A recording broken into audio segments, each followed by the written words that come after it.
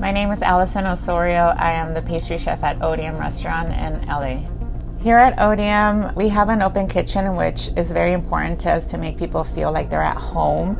We like to definitely use techniques that cater to represent ingredients to their best ability, but we also like to bring a nostalgic feel to the guests, making them feel like they're back at their grandmother's home. I grew up eating Oreos, which is one of my favorite cookies.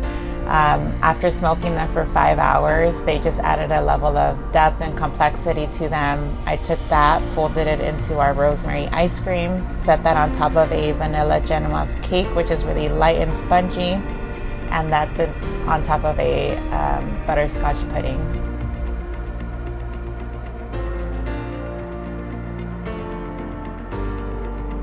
Something that I constantly eat in the kitchen when I'm in a rush are peanut butter and jelly sandwiches, so this dish was inspired by that.